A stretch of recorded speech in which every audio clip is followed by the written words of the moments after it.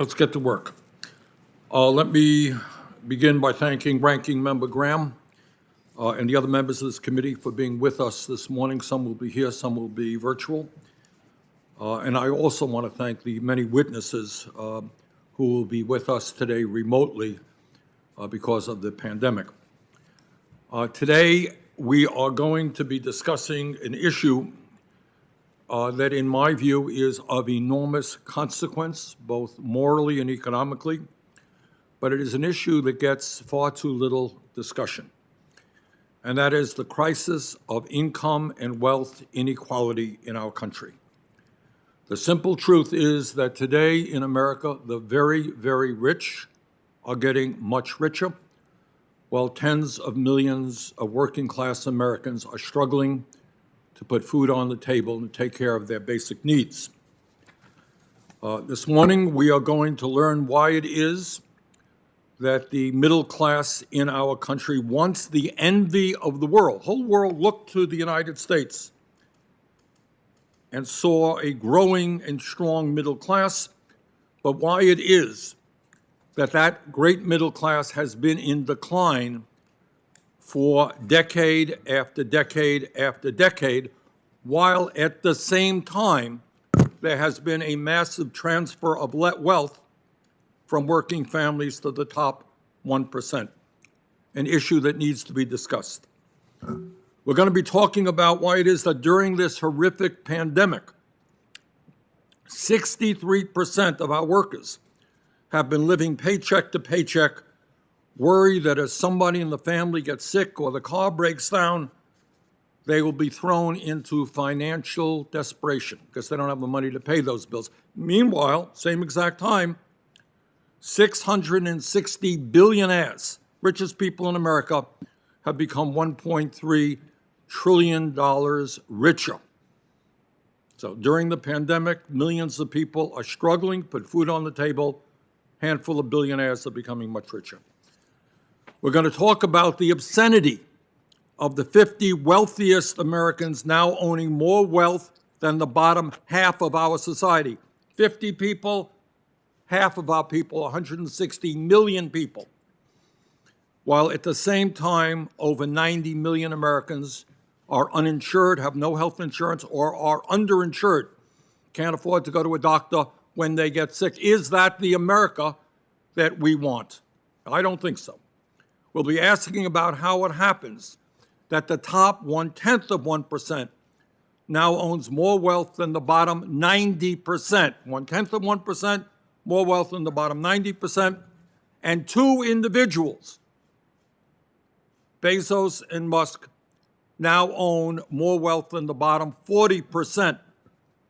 And meanwhile, we're looking at more hunger in America than at any time in decades.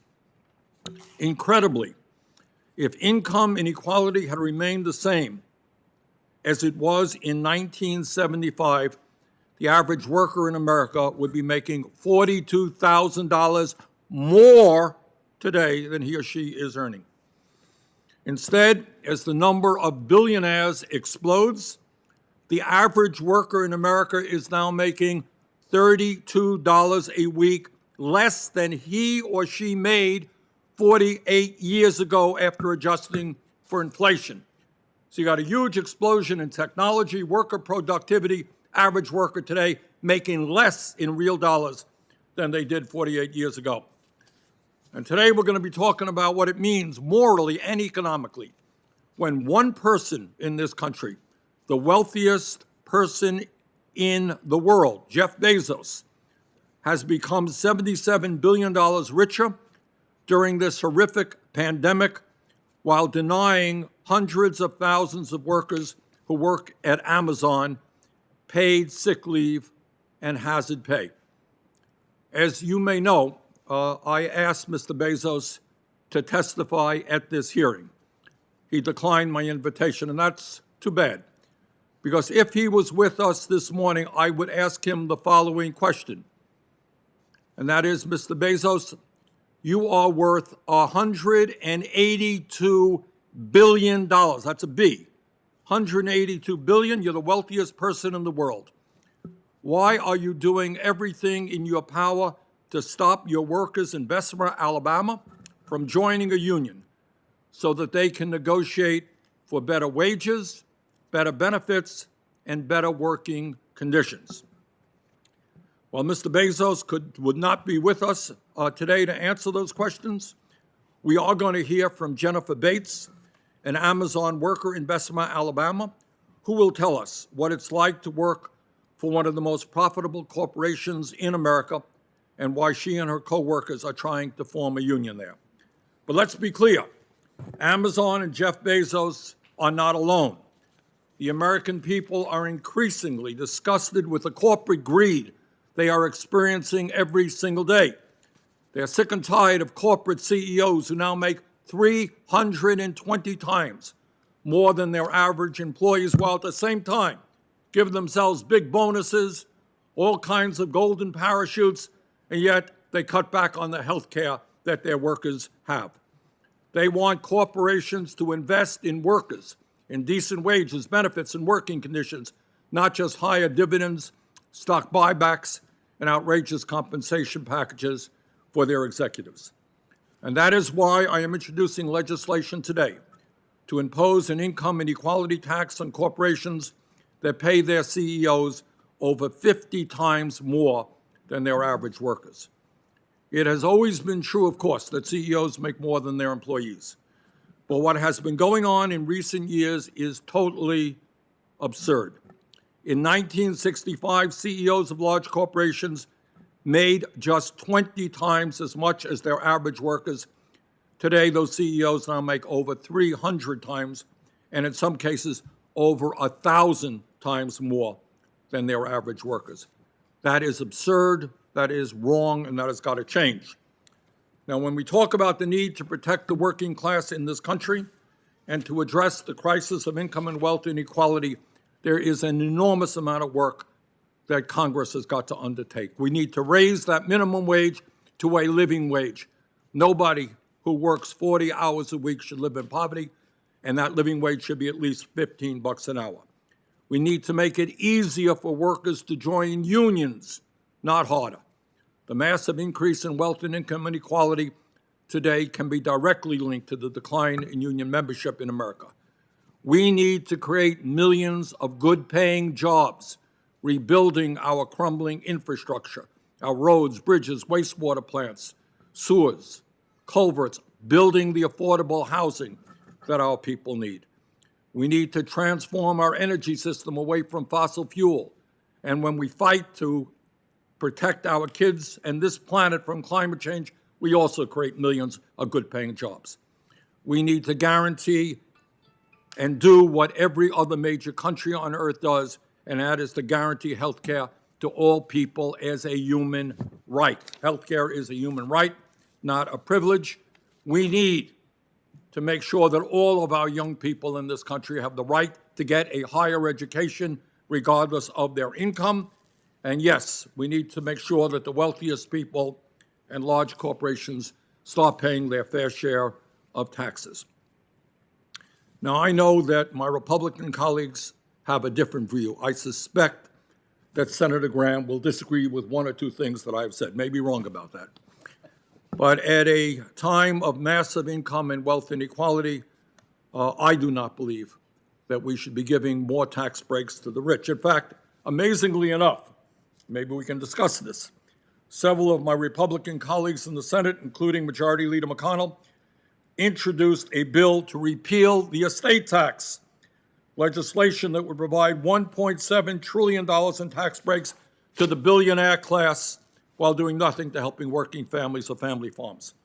Let's be clear, repealing the estate tax would only benefit the top 0.1% who inherit over $11.7 million. 99.9% of the American people would not receive a penny if this legislation became law. So, bottom line is, today we are discussing a huge issue that has broad implications for every person in this country, and I look forward to our panelists' presentation and to the discussion.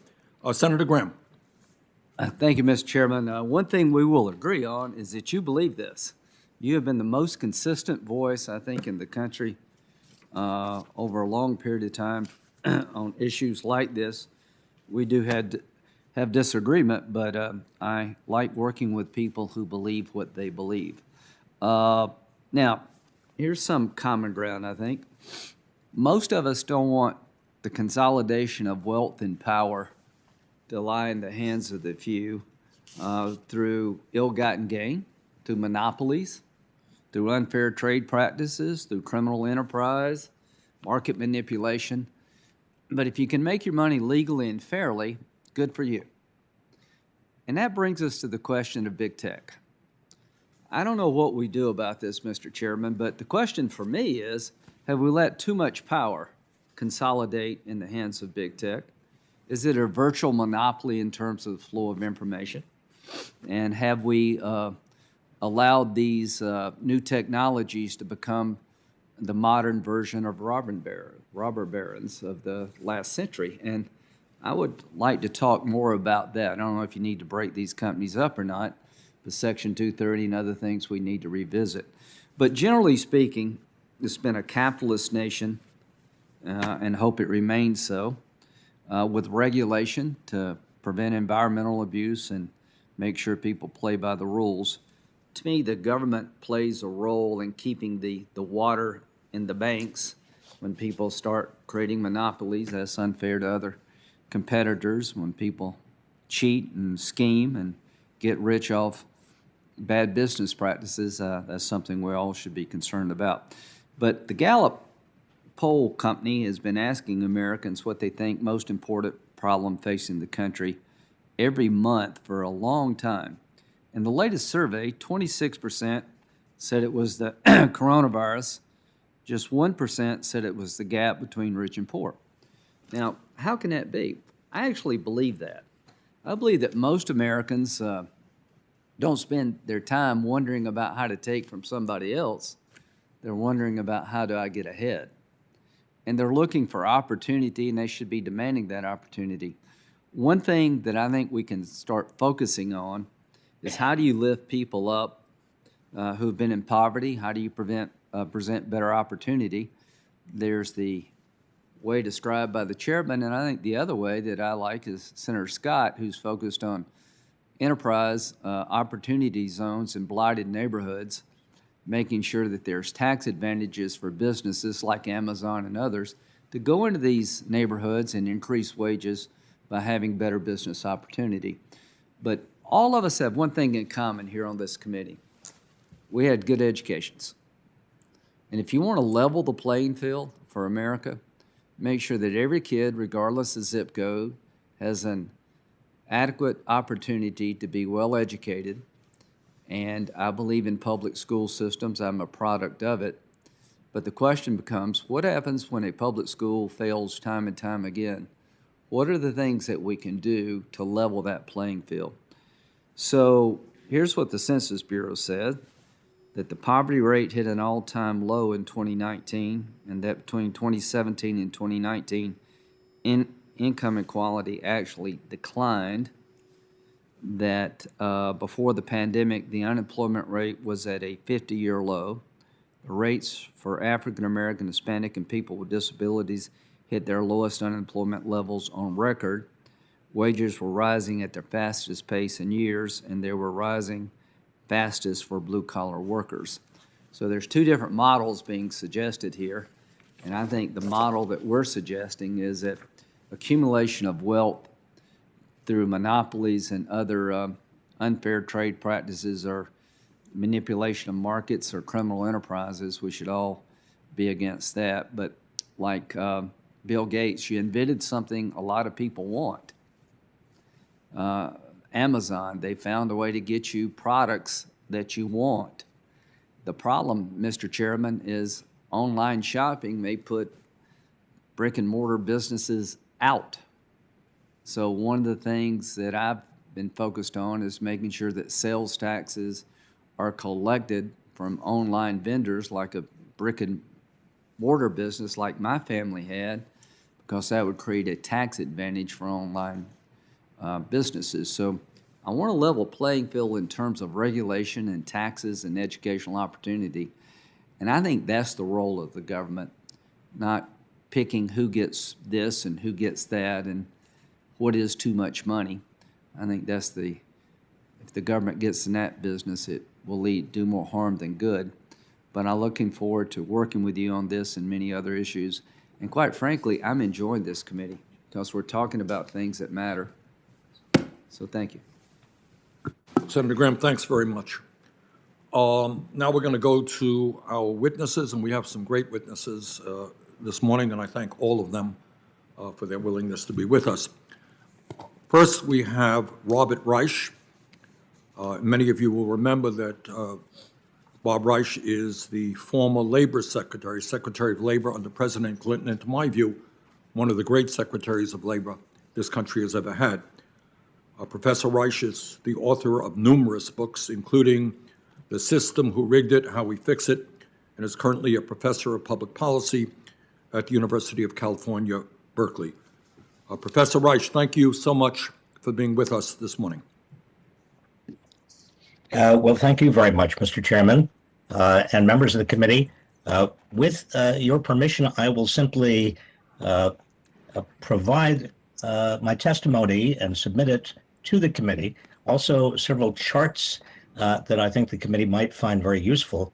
Let me just say, and I'm going to summarize very quickly, even before the pandemic, America had the widest inequalities of income and wealth we have had in a century, and wider than any other developed nation. The median wage in the United States has barely budged for 40 years when you adjust for inflation, even though the economy of the United States is almost 3 times larger.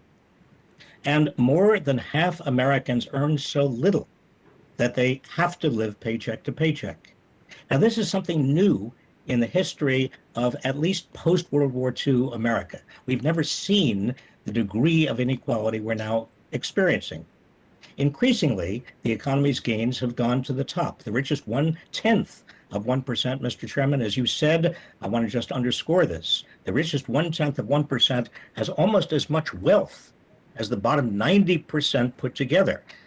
And again, the compensation packages of the top executives of big companies, CEOs, have soared from an average of 20 times that of the typical worker 40 years ago, or 60 times when I was labor secretary, to 320 times today. And the pandemic has just made all of this much more stark. America's 660 billionaires have together become $1.3 trillion richer. This would be enough, by the way, this $1.3 trillion that they have gained during the past year would be enough for them to give every American a $3,900 check and still be as rich as they were before the pandemic. The American Rescue Plan, just enacted, is helpful in this regard, but I think it's very important for this committee to look at the underlying structure of power. Power is a word that we don't use very often when we talk about the economy, but there has been a huge shift in power over the last 40 years. A shift toward very large corporations, and Senator Graham is absolutely right. There has got to be much more emphasis on fighting monopolies, and it's monopolies both in terms of big high-tech companies, also monopolies in terms of high finance, big pharma. I mean, you go around this country today and you see more concentration, more economic concentration than we've seen at any time in the last 60 years. And also that economic concentration translates into political power. We've got a severely imbalanced political economy. We have fewer than 7% of our workers are in unions today. 50 years ago, over a third of workers in the private sector were unionized. 50 years ago, giant corporations didn't have the power to suppress prevailing wages. They didn't have platoons of Washington lobbyists, which they have today. Another very important indication of what's happening and what's happened is that before the 1980s, the main driver of profits and the stock market was economic growth. But research has shown, and I include some of that research in my testimony, that since the late 1980s, the major means by which corporations have increased profits and stock prices has been by keeping payroll down. and that has hurt the working class. I mean, the working class in this country has taken it on the chin. The working class needs to understand that this is about, there's not a market someplace in the atmosphere, in nature. I mean, the market is a human creation, and what has happened as power has shifted dramatically toward big corporations and against workers because they don't have unions to represent them. You have a change in the structure of the market, a dramatic change. And to rebalance the economy, it is necessary to provide more vigorous use of antitrust, substantially higher taxes on growing accumulations of income and wealth at the top, stronger labor protections to enable workers to join together to gain higher wages and benefits, and also greater restrictions on the use of private and corporate wealth to influence political decisions. I have much more to say, but I just want to, and I will eagerly await your questions, Mr. Chairman and members of the committee. Mr. Secretary, thank you very much. Our second witness is Sarah Anderson, a Director of Global Economy Project at the Institute for Policy Studies. Ms. Anderson has studied income and wealth inequality for years and is a well-known expert on executive compensation. Ms. Anderson, thanks so much for being with us. Thank you. Thank you very much for this opportunity. I am Sarah Anderson with the Institute for Policy Studies, and I've been researching inequality for more than 25 years, concentrating on what might be the single most dramatic driver of that inequality, the growing gap between CEO and worker pay. This is a systemic problem in corporate America. In 1980, the average gap between big company CEOs and typical worker pay was 42-1. Over the past 20 years, that gap has averaged about 350-1. This growing pay divide is also a driver of gender and racial disparities. Nearly 90% of Fortune 500 CEOs are white men, while women and people of color are disproportionately a large share of low-wage workers. But we all pay a price for this executive excess. Back in 2008, executives chasing huge bonuses crashed our economy, leaving millions homeless and without jobs. In the wake of that disaster, Senator John McCain and many other lawmakers called for a $400,000 cap on pay at all companies receiving taxpayer assistance.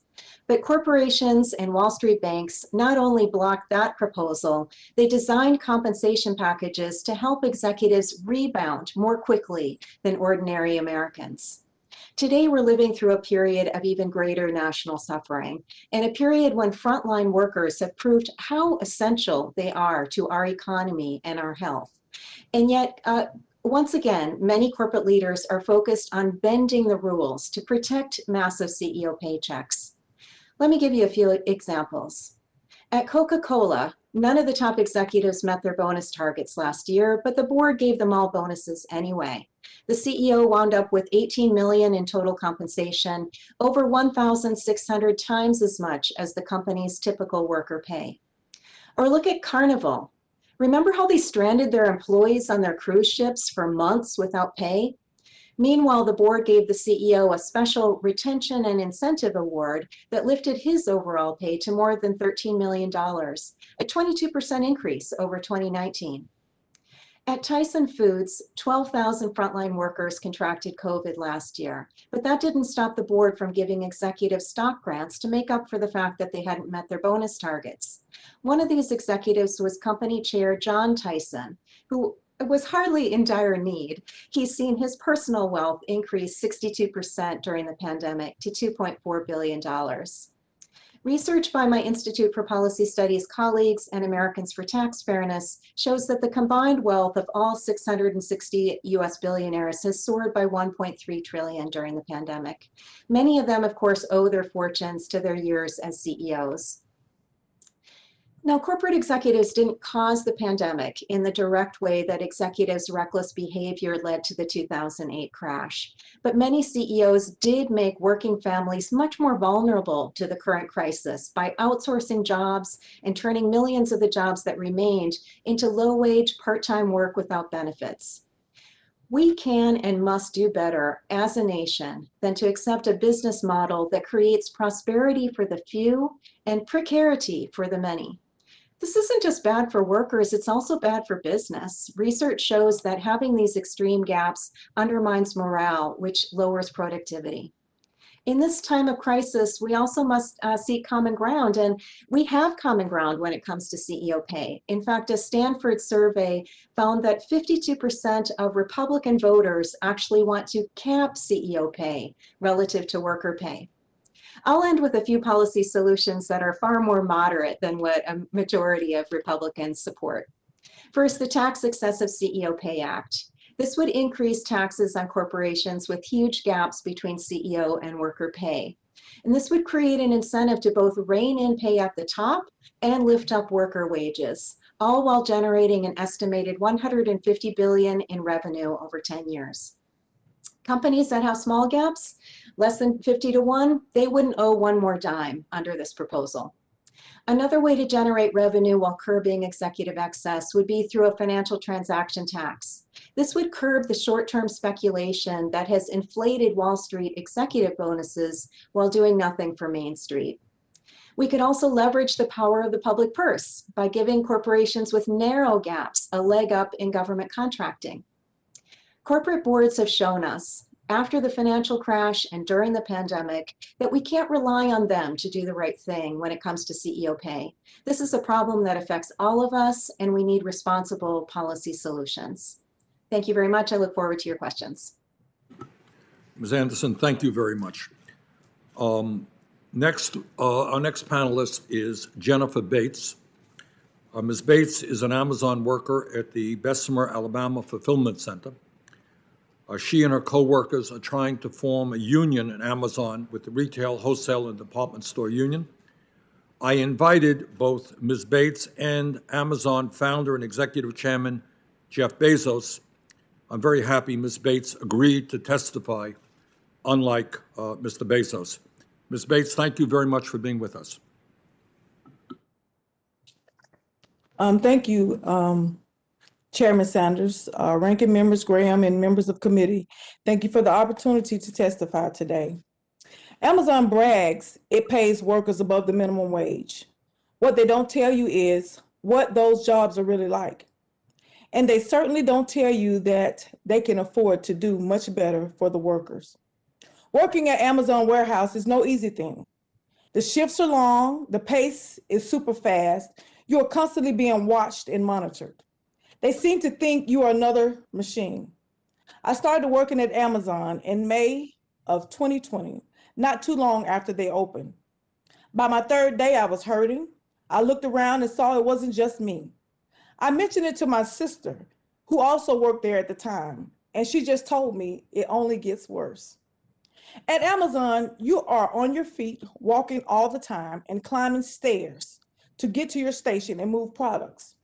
We have only 30-minute breaks during a 10-hour shift, two 30-minute breaks during a 10-hour shift, which is not long enough to give you time to rest. The place is huge, the size of few football fields. Just walking the long way to the bathroom and back eats up precious break time. My coworkers and I, older, younger, middle-aged people, limp and climbing up and down the stairs in the 4th-floor building. When I first came to Amazon to work, I noticed there was one elevator for human use. When I tried to use it, a coworker stopped me and told me that we were not allowed to use it. Then I noticed that around the facility, there were plenty of elevators, but the signs say material only, no riders. I can believe that they built a facility with so many elevators for materials and make the employees take the stairs on a huge 4-flight facility. The work itself is also grueling. We have to keep up with the pace. My workday feels like a 9-hour intense workout every day, and they track our every move. If your computer isn't scanning, you get charged with being time off task.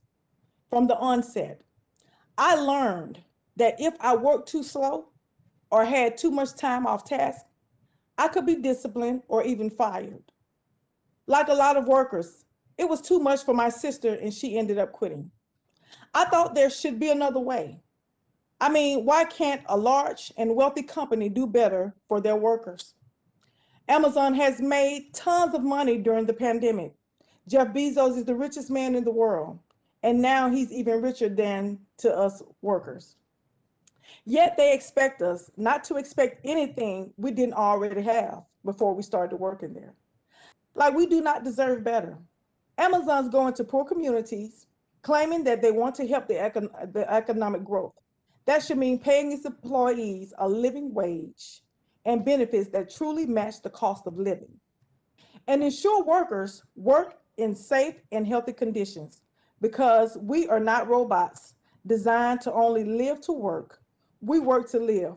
We deserve to live, laugh, and love and have a full, fulfilling life. We, the workers, deserve to be treated with dignity and respect and deserve to be given the same commitment that we give to the job every day we go in. We give 100% at work, but it feels like we're being given back only 30%. We're committed to make sure the customers get a nice package, the whole product in a couple of days, but who is looking out for us? We, the workers, made the billions for Amazon. I often say we're the billionaires, we just don't get to spend any of it. We first started to talk about unionizing one day during a break. One guy said they wouldn't be doing these things to us if we had a union. People were upset about the breaks being too short and not have enough time to rest, about being humiliated by having to go through random security checks, going to our breaks to make sure we're not stealing merchandise, and then not even giving us the time back that for our breaks. Others didn't like that they never actually spoke to a manager. They just got messages on an app or by a text. It's also so impersonal and at times just plain weird. And then there's the issue of job security. People are concerned about people getting fired for no real reason and not being given the opportunity to speak to anybody at Amazon about it. They deny us good working conditions and claim we should be happy with what we have, and then go around spending millions to tell us we don't need a union. As soon as Amazon found out about the union, they started going hard trying to stop the union drive. We were forced into what they call union education meetings. We had no choice but to attend them, not given an opportunity to decline. They would last for as much as an hour, and we'd have to go sometimes several times a week. The company would just hammer on different reasons why the union was bad for us, and we had to listen. If someone spoke up and disagreed with what the company was saying, they would just shut the meeting down and told people to go back to work, then follow up with us on one-on-one meetings on the floor. A lot of what was said in those meetings was untrue, like telling people they'd lose their benefits if they joined the union. It was upsetting to see some of the younger people who were really on board with the union get confused about what was being said in the meetings. All around the plant, Amazon had put up anti-union signs and messages. They sent messages to workers' phones. They even had signs posted in the bathroom stalls. No place was also off limits. No place seemed safe. Despite all that, or maybe because of it, we continue to organize and build support for the union. We do it because we hope with the union we will finally have a level playing field. We hope we will be able to talk to someone at HR without being dismissed. We hope that we will be able to rest more, that there will be change in the facility to make some of the stress off our bodies. We're hoping we get a living wage, not just Amazon's minimum wage, and be able to provide better for our families. We hope that they will start to hear us and see us and treat us like human beings. It's frustrating that all we want is to make Amazon a better place to work. Yet Amazon is acting like they are under attack. Maybe if they spent less time and money trying to stop the union, they would hear what we are saying. And maybe they would create a company that's as good for workers in our community as it is for the shareholders and executives. Thank you for giving me the time to share my story. Ms. Bates, thank you very much. Our next witness is John Letieri, who is President and CEO of Economic Innovation Group. Prior to his work at the Economic Innovation Group, Mr. Letieri was the Vice President of Public Policy and Government Affairs for a leading business association, the Organization for International Investment. Mr. Letieri, thank you very much for being with us. Thank you, Chairman Sanders, Ranking Member Graham, and members of the committee. I appreciate the privilege of testifying today on the challenge of inequality in the United States. I believe there are many ways for Congress to work on a bipartisan basis to tackle economic inequality and support the needs of low-income and disadvantaged people. I discussed several such areas in my written testimony, including promoting economic dynamism and worker mobility by banning the use of non-compete agreements, pursuing an aggressive policy of full employment to boost wages and labor force participation for workers at the bottom, and enacting a bold, place-based policy agenda to support struggling regions and distressed communities. But in the interest of time, I want to focus my opening comments this morning on a fourth issue, helping low and moderate income Americans build wealth through long-term retirement savings. The US economy is the world's most powerful engine of wealth creation and prosperity. But in spite of this, the lack of wealth at the bottom remains a troubling and persistent fact of life. The numbers are startling. The median net worth for the bottom 25% of American families is a mere $310. The bottom 50% of families own less than 2% of total US wealth.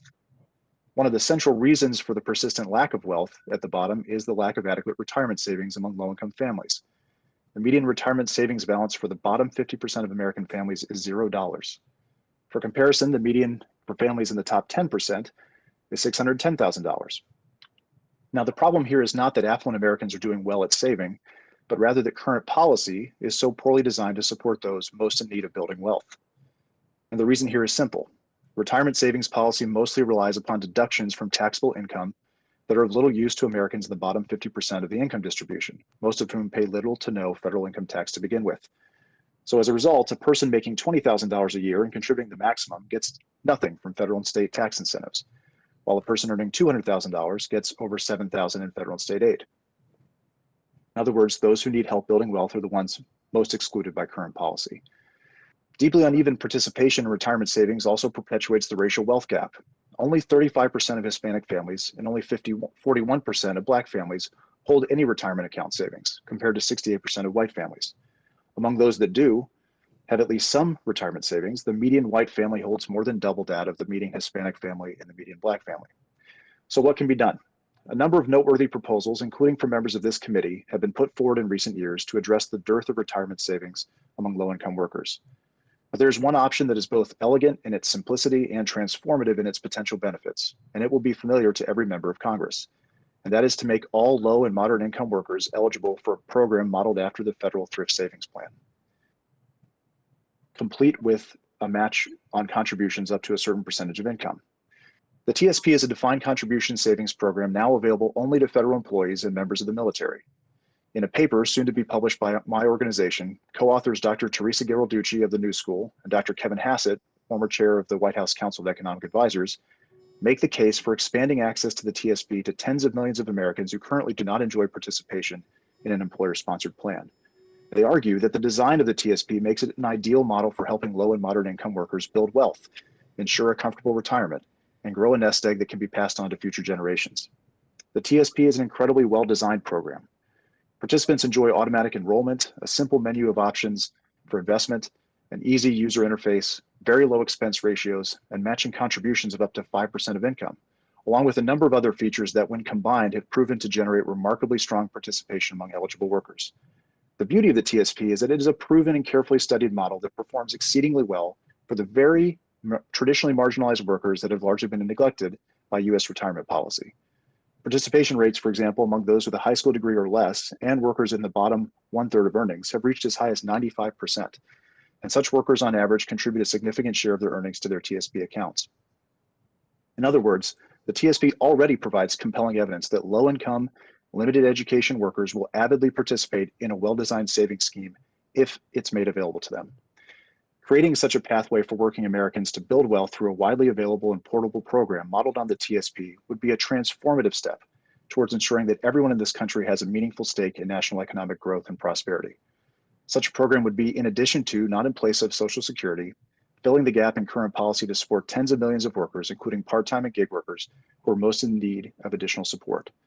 And early estimates suggest that the enormous social and economic benefits generated by this policy could be achieved at relatively little cost, as the forthcoming paper and subsequent analyses will demonstrate. Boosting incomes, wealth, and well-being for those at the bottom is a worthy policy goal that should be tackled from a number of complementary directions. And I believe this is one of the most important. Thank you, and I look forward to taking your questions. Mr. Letieri, thank you very much for your presentation. Our last witness is Scott Winship, Director of Poverty Studies at the American Enterprise Institute. Before joining AEI, Dr. Winship served as the Executive Director of the Joint Economic Committee. Mr. Winship, thank you very much for being with us. Thank you, Mr. Chairman. Chairman Sanders, Ranking Member Graham, and members of the committee, thank you for inviting me to appear today to discuss inequality in the United States. Policymakers confront difficult decisions, prioritizing challenges facing the nation. Obviously, to the extent that some issue merits being designated a crisis, it should command the highest levels of attention. But income and wealth inequality do not constitute a crisis. The conventional wisdom that inequality has risen dramatically is wrong. Based on influential research, it turns out to have suffered from mismeasurement problems. Even if inequality had risen by as much as is often claimed, over the same period, middle-class incomes have risen significantly and are at all-time highs. Poverty has fallen sharply and is at an all-time low. Other sets of problems deserve more of our attention. 20 years ago this September, Thomas Piketty and Manuel Saez published their first estimates of income concentration in the United States. As I discuss in my written testimony, these estimates turned out to have important flaws, since acknowledged by Piketty and Saez. These figures indicate that the share of income received by the top 1% rose 14 percentage points between 1979 and 2019. However, improved estimates from Gerald Otten and David Splinter put the likely increase at just 4 points. These figures do not take into account taxes, nor most government transfers. In other words, they ignore most of the ways that federal policy already reduces inequality. After taxes and transfers, Otten and Splinter find that the top 1%'s share rose from 7.2% in 1979 to 8.7% in 2017. As income measurement has improved, it seems ever likelier that the perception of a crisis in income inequality stems from statistics that turn out not to reflect reality. The wealth concentration estimates of Saez and Gabriel Zucman have also been influential, leading to calls for wealth taxation. However, their research has been challenged by Matthew Smith, Owen Zidar, and Eric Zwick. They report an 8-point rise in the top 1% share from 1979 to 2016, compared with the 13-point rise Saez and Zucman report over the same years. Measuring wealth, however, is subject to complicated challenges, which I discuss in my written testimony. Here, I will only point out that most Americans would save more for retirement, absent the strong likelihood that they will be able to count on receiving senior entitlements from the federal government. If they saved more, that would show up in the data as higher wealth. Yet we do not count these government promises in wealth. Smith, Zidar, and Zwick find that the share of wealth owned by the top 0.1% rose from around 9.5% in 1989 to 14% in 2016. But after adding the value of Social Security, the increase was only from 8% to 10%. Even if income or wealth concentration had risen more sharply, it would matter whether increasing inequality had come at the expense of people and families below the top 1%. The fact of the matter is that incomes below the top have risen significantly. The Congressional Budget Office finds that median pre-tax household income rose between 32 and 41% from 1979 to 2017. And the increase was 54 to 61% after taxes and transfers. That amounts to $30,000 in an additional inflation-adjusted income. According to the official measure, the poverty rate in 2019 was lower than ever before among all Americans, all American families, families headed by a single woman, non-Hispanic whites, Blacks, Hispanics, and Asians. As I discuss in my written testimony, official statistics are biased in a variety of ways that dramatically understate the progress we have made reducing poverty. Poverty among the children of single mothers, for instance, fell from 49% in 1982 to 18% in 2014 and is lower today. Before closing, I want to redirect your attention to two sets of issues that I would characterize as crises of opportunity. First is the problem of limited upward mobility out of poverty. Even as we have driven child poverty rates down, that has not resulted in a greater chance that children raised in low-income families will make it to the middle class. The lack of progress boosting upward mobility is even more worrisome because it prevents us from narrowing vast disparities in mobility between Black and white children. A second crisis of opportunity involves the deterioration of our associational life. Relative to 40 or 50 years ago, Americans marry less often, live further from family members in adulthood, do fewer things together with their neighbors, attend religious services less often, join fewer groups, and spend less time with coworkers outside the workplace. Economic residential segregation has worsened, trust in institutions has diminished. Single parenthood has increased, along with non-marital birth rates and divorce. Since these problems predate the increase in inequality and have occurred as poverty rates have fallen, addressing them is likely to require different kinds of policies that would be considered if the goal were to reduce inequality or poverty. Indeed, many policies that would reduce inequality or short-term poverty might be counterproductive in terms of increasing upward mobility or reversing declines in associational life. Policymakers should take care in labeling some economic or social challenge a crisis. People, of course, will differ in their assessment about how serious an issue is, but a crisis that is declared on the basis of questionable data and questionable claims about why that data is important runs the risk of crowding out more pressing national problems. It is difficult enough identifying solutions to our problems. We cannot let ourselves be led astray in prioritizing them. Thank you very much. Mr. Winship, thank you very much for your testimony. Now we're going to begin the questions. Let me begin my questioning with former Secretary of Labor, Bob Reich. Mr. Secretary, according to your testimony, 50 years ago, General Motors was the largest employer in America, where the typical worker belonged to a union and made $35 an hour after adjusting for inflation. Today, America's largest employer is Walmart, where over half their workforce makes less than $15 an hour, and none of their workers belong to a union. How has the decline in union membership contributed to the increase in income inequality? Mr. Chairman, one of the most dramatic changes in the United States over the past 60 years has been the decline in the percentage of private sector workers who are unionized. 60 years ago, even in fact 50 years ago, 1/3 of all private sector workers belonged to a union. That gave them bargaining power at the firm level. It gave them a voice at the firm level. It also gave them political power, because when you consider 1/3 of all workers unionized, the unionized segment of the workforce actually had a political voice. Now today, by contrast to 50 years ago, only 6.4% of private sector workers are unionized, which means that at the level of the firm, there is almost no union presence in most firms. At the level of national politics, the union voice is far less. The working class voice is far less. And so in both respects and at both levels, you get this severe imbalance. In the 1950s, we talked about the countervailing power represented by American labor unions, countervailing to the great power of American corporations. Countervailing power is now gone. There is almost no countervailing power left. And so it's not that the GM worker was that much more brilliant or productive, or the GM worker was so much better prepared than the Walmart worker. No. The difference really was that the GM worker had a union behind him or her, and the Walmart worker does not.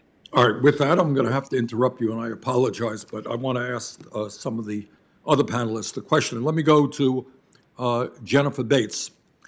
Ms. Bates, let me ask you a very simple question. And why do you believe it is so important for you and your coworkers to have a union at the Amazon facility in Bessemer, Alabama? Why is that so important?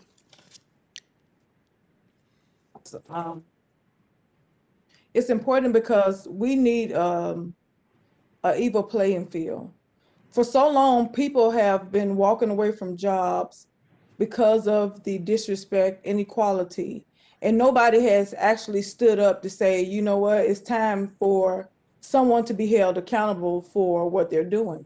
Amazon has a sign that sits outside and says, if you see something, say something. So we decided to stand up and say something. We need better work conditions. We need better wage for living. We need job security. So it's important for us that the union come in so that Amazon will have the opportunity then to sit down and talk to us and with us to get these issues resolved. Okay. Thank you very, very much. Let me ask Ms. Anderson a question. Ms. Anderson, according to your testimony, in 1980, CEOs of large corporations made about 42 times more than their average worker. Today, CEOs now make over 300 times more than their average worker. Very briefly, how did that happen? Well, it didn't happen because CEOs just got a whole lot smarter during that time period. On the worker end, it's happened because wages have stagnated as unions have declined, as we've already discussed. On the CEO pay end, it's happened because stock-based pay has come to dominate CEO pay packages. And the argument there was that shifting to stock-based pay would ensure pay for performance. And that has really turned into a joke. Study after study shows there's no connection between CEO pay levels and their performance. And one of the most obvious examples was after the 2008 financial crash, when companies gave boatloads of new stock options to their executives when the market was at bottom. And very quickly, those stock options ballooned in value as a result of a taxpayer-fueled recovery, not because of any brilliant executive performance. Okay. Well, thank you very much, and my time has expired. Senator Graham. Thank you, Mr. Chairman. Let's start with Secretary Reich. What should... Yeah, can you hear me? Hello? I can hear you perfectly fine, Senator. Okay, thank you, Mr. Secretary. What should the top individual tax rate be in your view? Well, under President Eisenhower, Dwight Eisenhower, you may recall, the top rate, Well, before my time. was 90. Okay. I'm sorry. Go ahead. The top marginal rate was 91%. The top effective rate was about 43%. I don't think we need to go back to the Eisenhower years. He was a great president in many respects, but I think that we do need to substantially increase the top marginal rate from what it is today. And it's not just on income. I mean, just generally speaking, what would that look like? I mean, you don't have to give me an exact number. Well, I would say probably in the range of 40 to 50%. Okay. What should the corporate tax rate be? Are you asking me again, Senator? Yeah. Yes, sir. I would say that the corporate rate probably ought to be, and again, we're talking about income taxes, corporate income taxes. I think that the top corporate income tax rate ought to be around 30%, maybe 35% of where it was before. But the question with corporate taxes is always interesting, because that's the real underlying question is who ultimately pays. I'm one of the people who thinks that maybe we ought to reduce the corporate income tax and increase capital gains taxes, because it really is shareholders who bear or should bear most of the burden of the corporate income tax. What should the capital gains rate be? I think the capital gains rate should be probably around 25 or 28%. That would be my best guess. Warren Buffett obviously thinks that there ought to be a minimum 30% income tax, and that would be including capital gains. I think he may be right. Okay. Do you support school choice for neighborhoods who have poor performing public schools? Again, if you're asking me, Senator, I support school choice in the sense that I think that poor performing schools do need to be held accountable.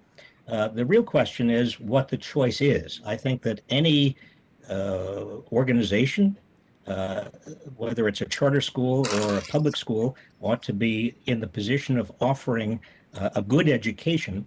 And I've offered a proposal years ago. Nobody supported it except Jeb Bush. Governor Jeb Bush liked this idea, which was a voucher that would be inversely related to family income. Oh, that's very, very helpful. Thank you. Mr. Letieri, are you there? I am. Okay. Do you support school choice for poor performing schools for parents to have a choice?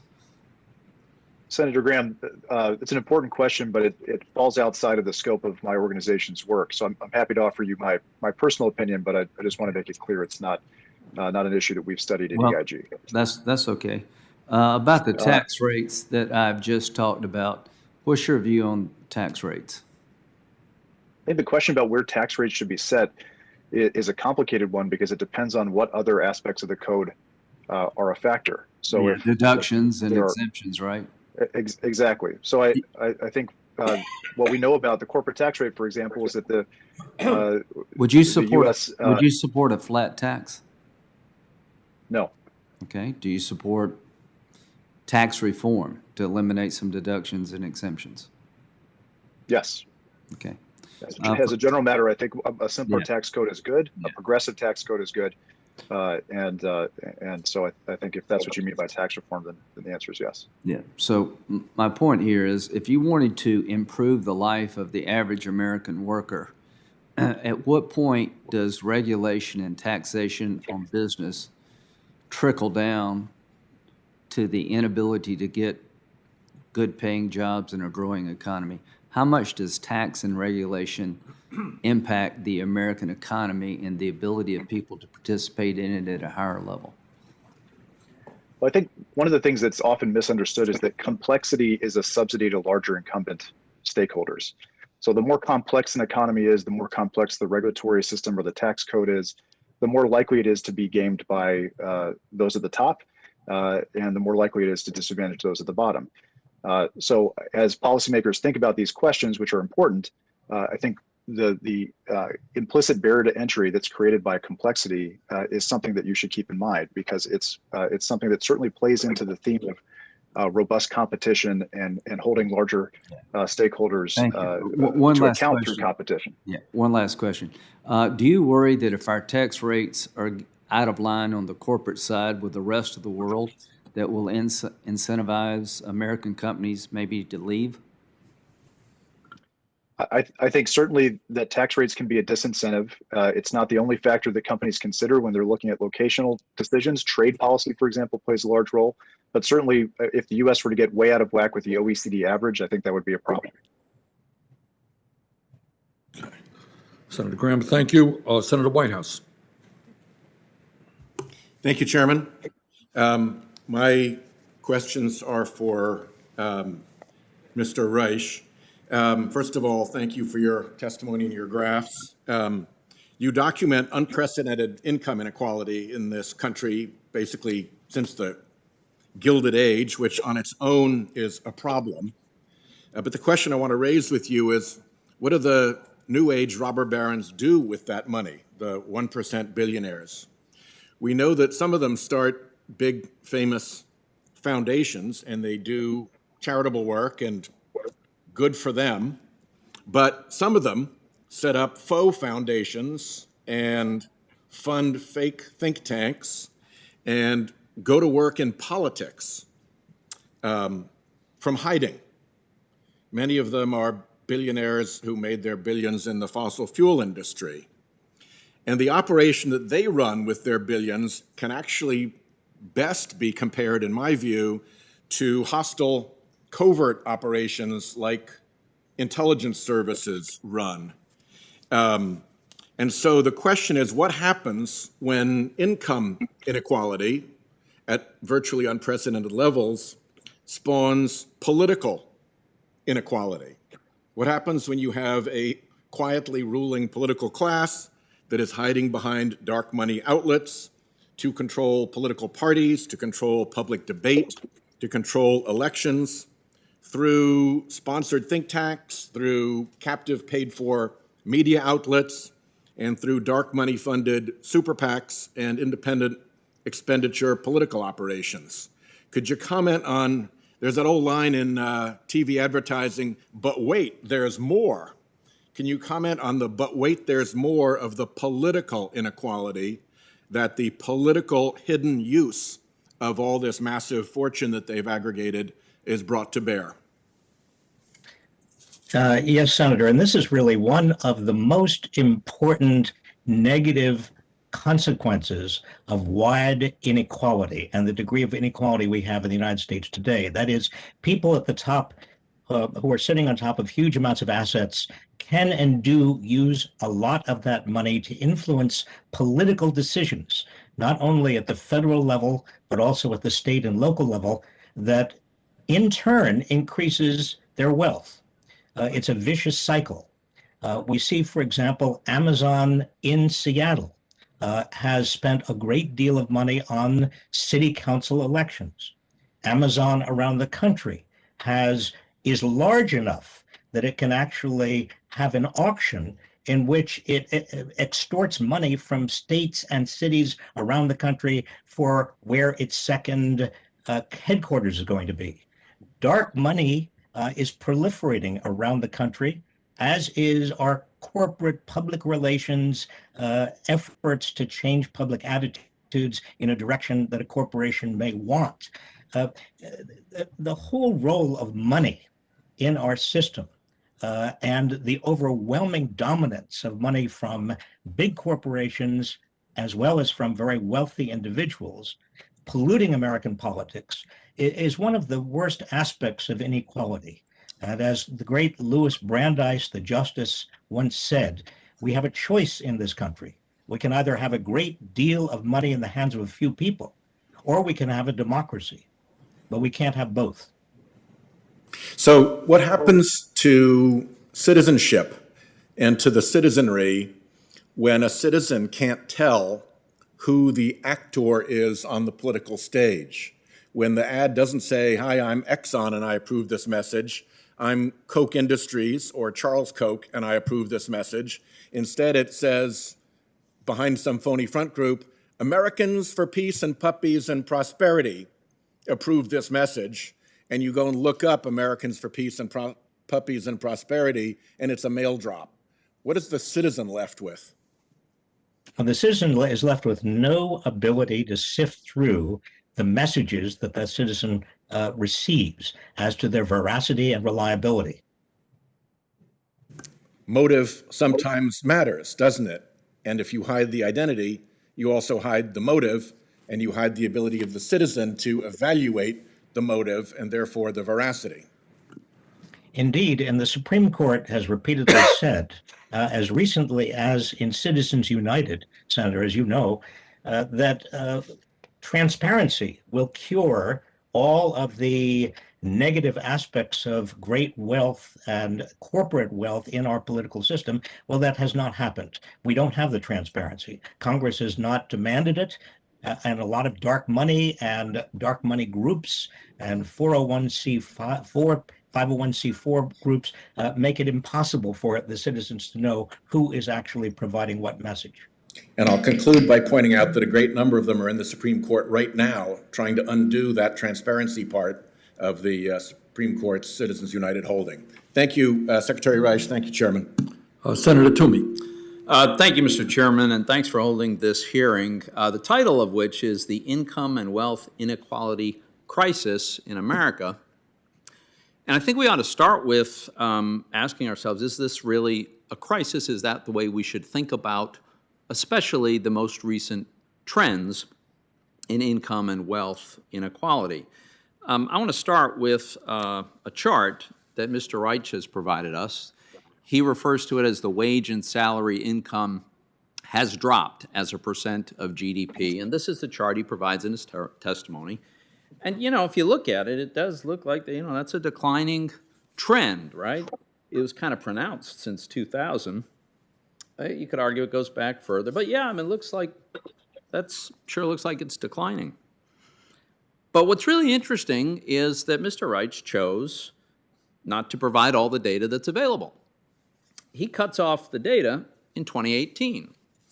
The data for 2019 and 2020 are available. And so let's take a look at what the picture looks like if you include all the available data. If you include all the available data, what you notice is it's the same graph, except we've got this very significant uptick. In fact, it's an upward trend from 2011, clearly an upward trend. In fact, in 2018 and 2019, the upward trend, now mind you, what we're talking about here is wages and salaries as a percentage of our total economy. The upward trend that's been underway for 10 years now was accelerating in 2018, 2019, further in 2020. So should we consider that we're in a crisis of income inequality when the situation has been trending better for 10 years and most recently at an accelerating pace? Take a look. We've recaptured back where we were in 2003. I think when you've got more available, more data available, you really ought to use it. Let's take a look at another chart that we have here. This is from the Atlanta Fed. And it compares wage growth for the lowest 25% of wage earners to the wage growth of the highest 25% of earners.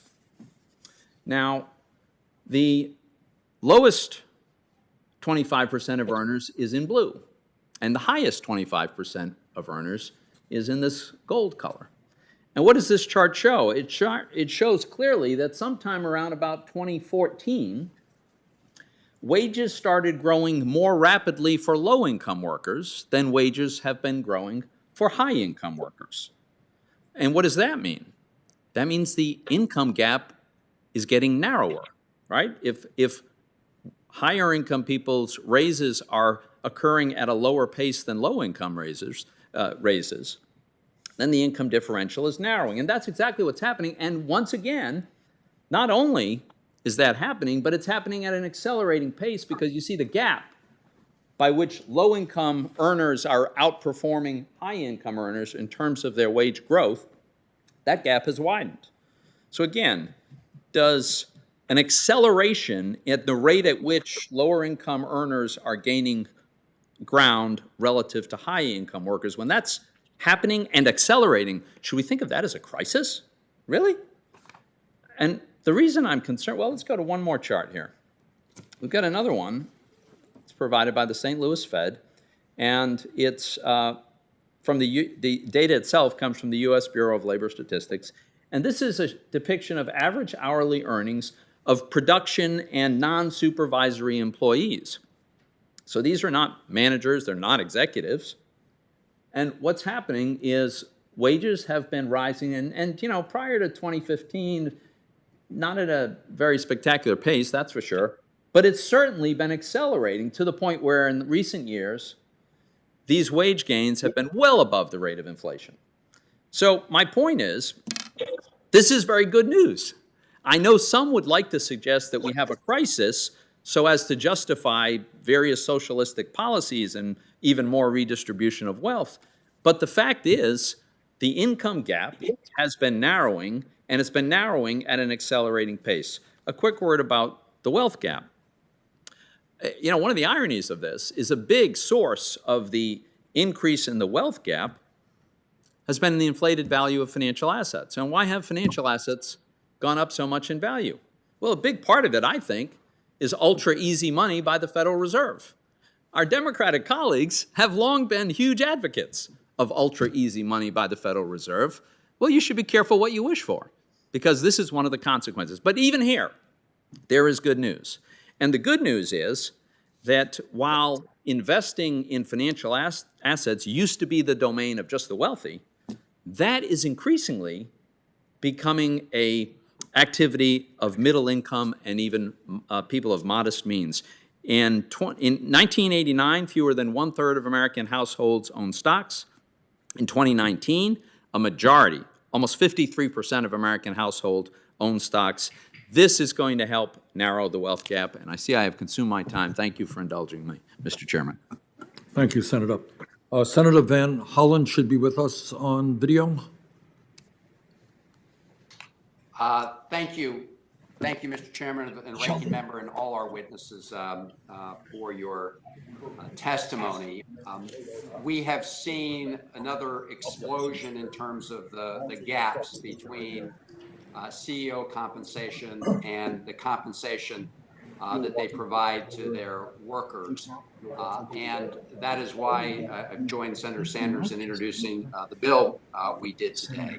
But I'd like to talk and start with you, Dr. Reich, with the danger of using sort of economic average measures to measure how the overall economy is performing for working people.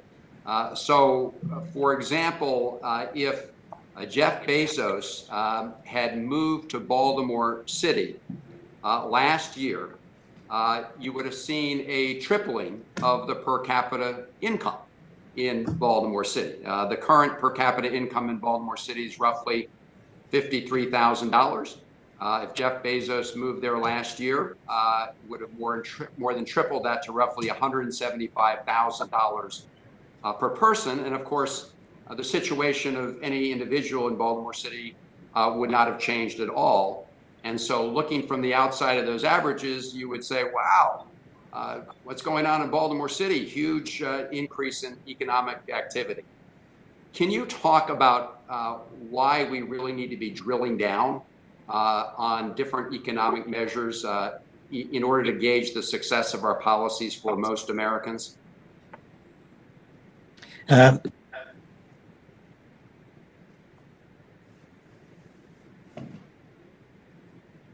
Aggregate measures that simply look at the average, and the average, as you get more and more unequal in terms of income and wealth, the average tells you less and less about how most people are living.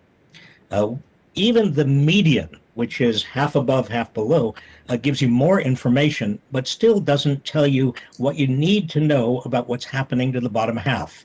The biggest story of America over the last 50 years has been really the fact that the bottom half, what we used to call the middle class and the working class and the poor, their situation have become so similar, and their insecurities and the degree to which they are living paycheck to paycheck have really become very central to our political economy. I think one reason that we find so many people who are poor and working class are so angry is justifiable. Their anger is justifiable. They've worked harder and harder, and they're getting less and less. Mobility, economic mobility, the ability to move upward is becoming harder and harder for the bottom half. Logically, because as the ladder becomes longer and longer, even if you are moving up the ladder at the same rate you used to move up the ladder, you get fewer and fewer rungs up that ladder. So you're absolutely 100% correct. We need to look at median and below, not at average, to get a real insight into what's happening to the American workforce. Well, I appreciate that, and I hope we will do that, because we tend to just to throw around numbers about aggregate GDP growth, and those really disguise what's happening to so many working Americans. And of course, this is all, we've seen the drop in real wages since the late 1970s coincide with many factors, including globalization, but certainly a big one is the drop in union membership and activity, and that's what the PRO Act is designed to address. If I could just ask Jennifer Bates to let us know first, thank you for what you and your fellow workers are doing to try to organize and empower workers. Can you tell us what you think a difference a union would make to you and your colleagues at Amazon? What a union would, the difference it would make, it would allow us to feel more comfortable with coming to work. We're already coming there with commitment But we were coming to work understanding that things are being fair with us. We're able to sit down and negotiate better working conditions to get some of the issues resolved in the facility, that it will allow us to come to work and not have to worry about just getting fired for something that you have no idea that you had done. It helps us to be put in a position where we're able to negotiate a living wage and not just the minimum wage. Just on yesterday, one of my coworkers tried to apply for an apartment and they told her she didn't make enough. And if we would do the study, we'll understand that you have to make at least $39,000 to average to afford an apartment.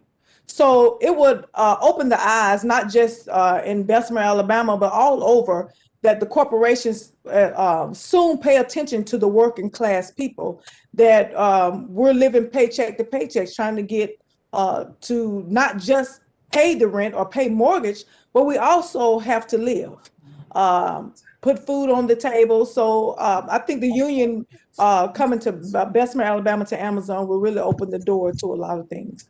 Thank you, Ms. Bates. We turn now to Senator Johnson. Thank you, Mr. Chairman. I wish Chairman Sanders were here, because I wanted to second, first of all, what Lindsay was talking about, how I think these hearings are very interesting. I think they're also very important. And I would just talk to my Democrat colleagues. I think there's an awful lot of areas of potential agreement here on this particular issue. I'm not so sure that it's the accumulation of wealth that's the main problem here. I think it's the accumulation of power. I think Lindsay was kind of referring to that with its monopolistic power. When I went to Eastern Europe, and I know Senator Whitehouse, you've been to the Munich conference. When you go to Eastern Europe, they always talk about the corruption of the media oligarchs. Well, we have something similar here as well. So you can measure the income disparity, but you can measure asset disparity. I don't have the big charts like Senator Toomey, but here's one way to look at income disparity, and I'll do it for the cameras. This is just simply the 5 quintiles, income earners broken up in 20% increments. And you can see when you're just looking at income, it's a 26 times difference between the lowest quintile and the upper quintile. But it completely changes when you take away taxes from the upper quintile and you add benefits to the lower quintile, and then it's only 3 times differential. So we can all talk about statistics, we can all use them to, I guess, support our arguments. But what I would argue, or what I'd like to say, is let's kind of get together on this. I think we do recognize that there is a problem, and we have to diagnose what caused it. And I see Senator Kane is back here. I've been talking to him a little bit about, in the past, even with the Republican tax plan. I was not a big fan of it, quite honestly. I voted for it because I think we did need to make our tax system more competitive. But at the time, I was promoting something that I thought would be a better approach, which is tax simplification and tax rationalization. I mean, to me, income is income. The fact that we have so many different types of income that we just arbitrarily assign different tax rates distorts economic activity. I think one of the reasons you see this asset bubble is we've created so many incentives for C corporations to retain earnings. So they don't flow out to their shareholders. They're not efficiently reallocated in through our economy. So one of the things I was proposing is what I would call the true Warren Buffett tax. 95% of American businesses are pass-through entities. The income is taxed at the individual level at individual rates.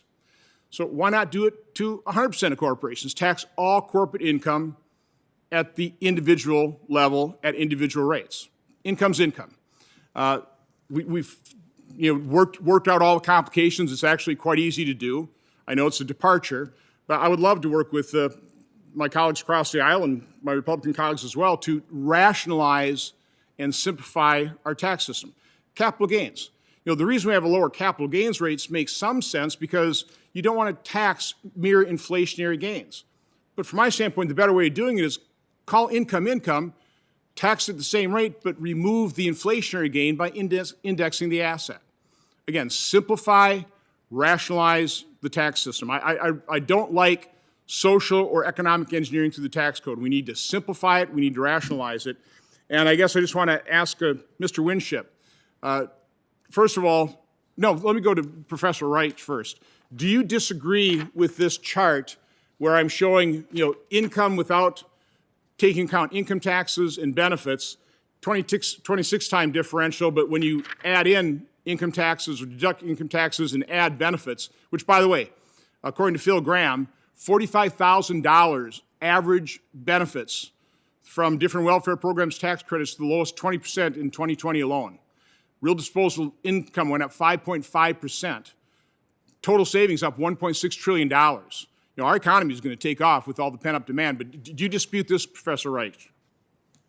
Senator, no, I think that undoubtedly, when you add in taxes and transfers, inequality of income becomes far less dramatic. And that's an argument, I assume, for more taxes and more transfers. But also, let me just stress that wealth inequality is not really touched by that. And one of the biggest problems we have in this country in terms of everything from political influence to the distortions that occur when great wealth is transferred from family to family, from generation to generation, has to do with wealth inequality and not only income inequality. Thank you, Secretary Reich. It's Senator Kane's time now. Thank you, Chair and fellow colleagues. And Senator Johnson, the income is income, something I really believe in too, so there may be some profitable discussions there. I have a chart with me that I hope might be visible behind me depending upon the camera angle. It's not right now. I wonder, thank you for that. And this chart is an interesting chart because I think it shows the different values of the two parties right now, but it also shows potentially a different economic philosophy that we can operate a real-time experiment on. So this takes a look at how the benefits in the Trump 2017 tax cut, the Tax Cut and Jobs Act, were allocated among the 5 economic quintiles of the American public. And then it also shows how the benefits of the American Rescue Plan, passed in February by Democrats, were allocated among the American public. And if you look at the chart, what you see is a couple of things. The quintile of the American public that was most benefited by the Trump tax cut was the top quintile. The quintile benefited by the Democratic American Rescue Plan was the lowest quintile.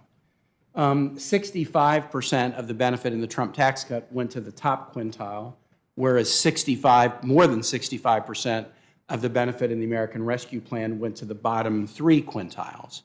The Democratic Recovery Plan was relatively even in distribution of benefits across the first 4 quintiles of American income, whereas you see a dramatic unweighting and a lack of evenness in the Republican Tax Cut and Jobs Act.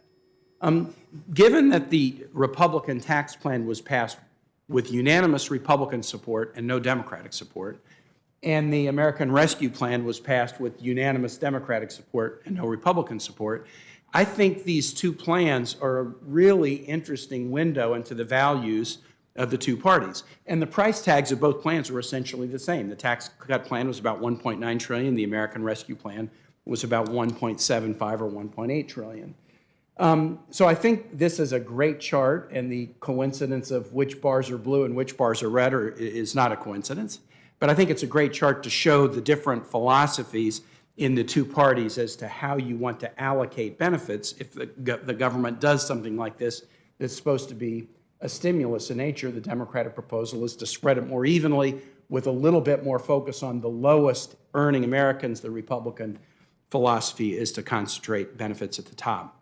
But what I'm interested in, and this is the question I would like to pose to the panelists, is in addition to expressing the values of the parties, I also think we're now going to set up a really interesting 2-year study of what the effect of these what the effect of this legislation is on the American economy. So the Republican tax cut was done in December of 2017, and you could run a 2-year experiment, December 2017 to December 2019. You wouldn't want to get too much into 2020 because COVID is what economists would say is an exogenous shock. So you run a 2-year study, and then you run a 2-year study on the American Rescue Plan from February of 2021 until February of 2023. And what you do, and I would encourage maybe some of my academic friends on this to do this, is look at every economic data point you think is significant. Family income, employment, poverty rates among adults and children, stock market, business startup activity, GDP, wealth inequality, deficit. You pick the economic measure, and for the Tax Cut and Jobs Act, you start in December 2017, and you look at how it affected the economy for 2 years. And for the American Rescue Plan, you start in February of 2021, and you look how it affected the economy in the next 2 years. And I think you'll see not only what the values of the parties are, but I think you'll also see which economic philosophy actually produces more good for American society. So that's a working hypothesis that I would put on the table to our experts, and I'd love anyone who's on the panel to address whether my hypothesis might be worthy of study. Well, perhaps I could jump in. This is Sarah Anderson from the Institute for Policy Studies, and I really appreciate your call for more analysis of the impacts of these policies on inequality and the whole range of income levels. I would perhaps suggest an additional indicator for you to look at. No one today has yet mentioned the Federal Reserve figure from 2019 that found that 40% of Americans could not afford a $400 emergency, meaning they were just one medical problem or car breakdown away from financial ruin. And I think that's one of the most powerful indicators that really gets at how it's not just about wages, it's about the cost of living. And for so many Americans, the cost of housing and healthcare have just skyrocketed. And it's a very concrete way of looking at how that affects people's level of economic security at a time when we have a growing number of billionaires at the top. So thank you. I'm If I over could my just time, add but to that, I might love to hear answers from some of the other witnesses. For the record, I am. Why don't we're waiting for Senator Braun, who is on his way here. So in the spirit of equivalence, why don't we have Senator Johnson ask a question, have Senator Kaine ask a question, and then go, oh, here's Senator Braun, saving the day, coming in just in the nick of time for his time. So I will recognize Senator Braun. If you want to take a moment to get yourself squared away, we can. Okay, very good. And Chairman Sanders is back from the vote, so he can resume the gavel.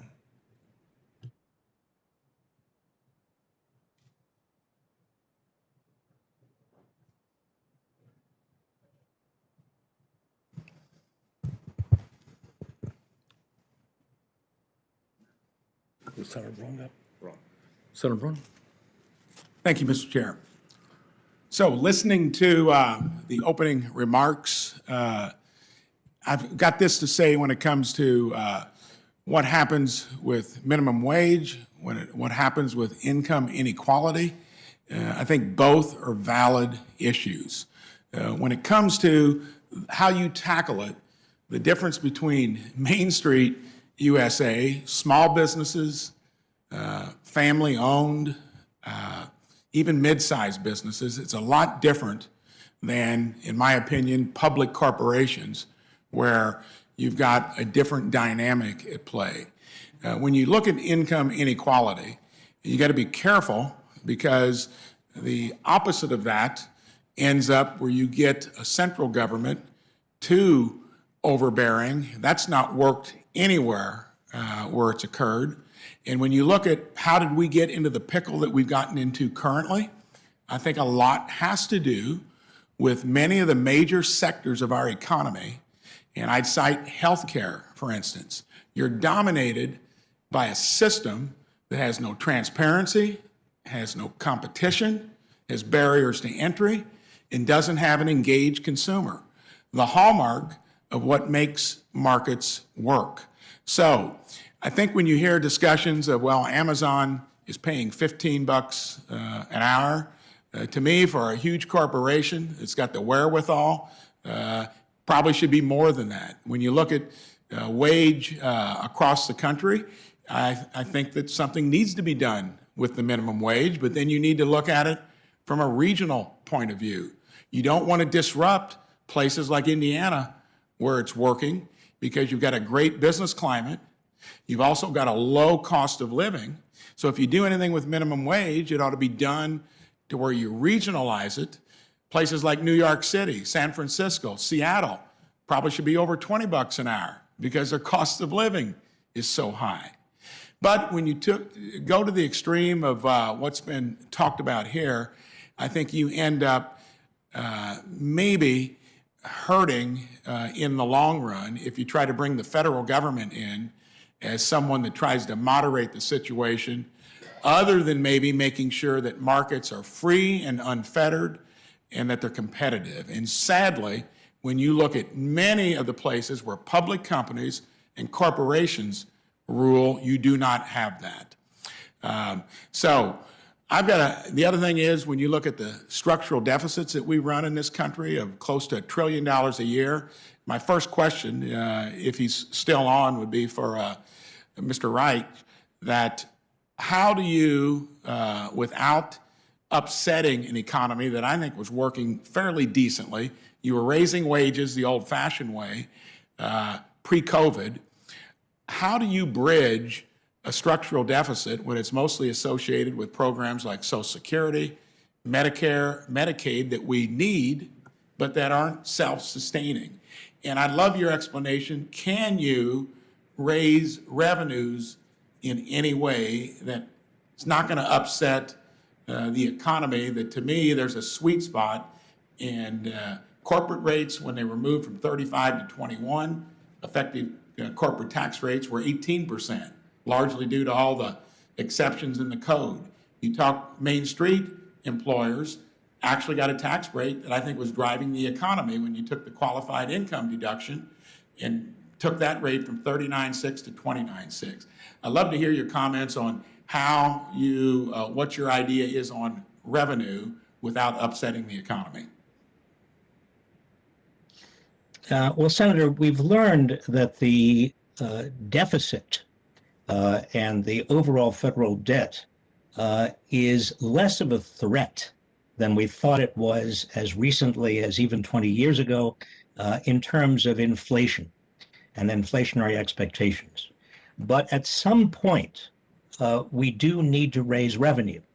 And the question obviously becomes where and how and who is going to pay. The subject of these hearings is widening inequality of income and wealth. And it would seem to me that if we're looking for places to raise revenue, assuming that we come to the point where we say, well, given the needs of this country, we do have to raise revenue, that the place to look is certainly at the top. And I think that the proposals for a wealth tax merit a great deal of attention. Other countries have a wealth tax. We have property taxes at the local level, a form of wealth tax. It seems to me that given the extraordinary wealth in the hands of certain people in this country, a wealth tax is appropriate. We also need to get rid of the loopholes. Loopholes that we've been talking about for years, like the carried interest loophole. There's no reason for it.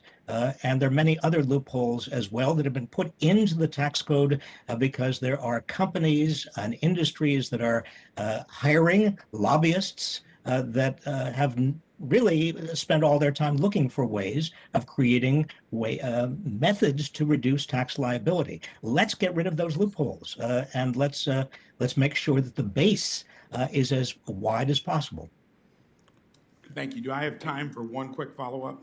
Well, over time, but I'll give you, if it's a brief, very brief. So a quick follow-up question. Where does spending fit into the formula when we've had record revenues of recent years? And how much of a deficit are you willing to tolerate under the maybe new modern monetary theory? Well, Senator, we don't know all that much, quite frankly, as to modern monetary theory. It's a fairly new idea. The mainstream notion, and I think that we don't want to take too many risks. I think that at some point, the deficit and deficit financing and the total federal debt could ignite inflationary expectations. And that's why we do have to get serious about raising revenue. The easiest place to raise revenue, as I just said, is from people who are very wealthy. It has the least dampening effect on the economy.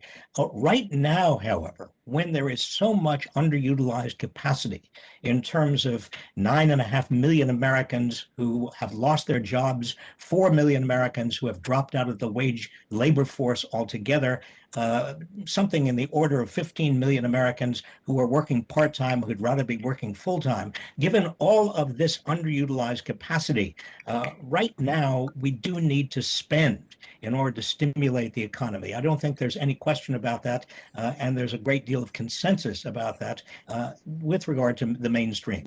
Thank you. Okay, thank you very much. I believe our last questioner is Senator Lujan. Senator? Chair Sanders, thank you so very much, and thanks to you and to Ranking Member Graham for today's hearing. And I look forward to having a conversation about the importance of unions to our democracy, our republic, and to working Americans. Mr. Chair, my family raised me to understand that our communities are stronger when workers are protected and empowered. My grandfather was a union carpenter. My dad was a union iron worker in Local 495. My mom worked for the local public school district. My brother's IBW, and my nephew just was accepted into an apprenticeship program with IBW. I believe that everybody in America should have the same opportunity that my grandfather, father, siblings, and nephew have had to work hard, to build real economic security, and to pass something better onto your children and grandchildren. Those are the values I grew up learning, and those are the values that I continue to fight for today. The testimony we heard today from our witnesses includes a number of striking statistics, and that's where my questions will begin. Mr. Letieri, how much wealth does the bottom 50% of families own? Senator, that would be 2%. And Ms. Anderson, what is the current pay gap between corporate CEOs and the average workers? Over 300 to 1. And Mr. Reich, how much of its value has the minimum wage lost to inflation since it was last raised in 2009? Just about 10%. And Mr. Reich, how much has union membership fallen over the past half century? From 32% of private sector workers down to 6.4% of private sector workers today. So down about 33% since 1950. Right. Mr. Reich, yes or no, would you agree that these statistics and increased inequality are correlated with the decline in union membership? I think they are directly correlated. In fact, if you look at the rise of unions in terms of the percentage of Americans in the private sector who are unionized, and then the decline of unions, you see that the peak years of unionization were from 1940 to 1978, and those were exactly the years when we had the greatest degree of equality in this country in terms of income and wealth spread much more equitably than today. And Ms. Bates, I very much appreciate having you here today. And I want to make sure that I give you some time to answer this question. And it's similar to a question that you were asked earlier. So my question, Ms. Bates, is what would having the opportunity to join a union mean to you and to your coworkers? What having a union will mean to me and my coworkers is that our voices are being amplified. That will give us an even playing field. We'll be able to negotiate better pay wages, which means it's a living wage and not just the minimum wage that Amazon voices. What it would mean is that we will have job security, that people won't get fired for mundane things or be afraid that they're going to get fired for doing something that they had no idea of doing. Will bring us respect, and it bring us a sense of empowerment that when we stand, that we continue to believe that we are valued. Bring the value and commitment that we bring into the jobs, that we receive the same thing. So having a union to amplify what we are saying, it will bring us a sense of security, and not just at the Amazon investment, but all over the country. Ms. Bates, all I have to say to that is amen. I want to thank you for being here today. Well, I appreciate the expertise of the panelists and the witnesses, and especially the expertise that I've benefited from the work that he has done as a Secretary of Labor, but all of his advocacy and Secretary Reich. your testimony today has been very compelling. And I just want to say thank you so much for coming today. And again, to the chair and to the ranking member for bringing us together. And with that, Chair Sanders, I yield back. Well, thank you very much, Senator. I'm not sure if we are going to have another senator or not join us, but let me wrap up this hearing by thanking all of the panelists and all the senators who participated. The issue that we are dealing with today, income and wealth inequality, is an issue that has to be addressed and is an issue that will determine what kind of nation we wish to become. We are the wealthiest nation in the history of the world, but the truth is that half of our people are living paycheck to paycheck. Many millions of people are working for starvation wages. And as a result of the pandemic, people are wondering how they're going to feed their kids, how they're going to avoid eviction, how they're going to go to the doctor when they or another family member gets sick. Clearly, I think our goal is to create a nation where the economy works for all people and not just the very few. But that's, in fact, where we are right now. And as I think some of the discussion this morning has been about, is that it's not only the absurdity of two people in America owning more wealth than the bottom half of the country, it is the kind of power that the people on top have to hire lobbyists here in Washington to influence legislative decisions, to own media, to make campaign contributions. There is a reason why the rich get richer and so many other people are becoming poorer. And that is not just economic decisions, but those are political decisions as well. And too often those decisions are influenced by the people who have the money. So this is an issue. I think this was an excellent hearing, and I thank all of our panelists for participating. And we look forward to pursuing this issue in the months to come. Thank you all very much, and this hearing is ended.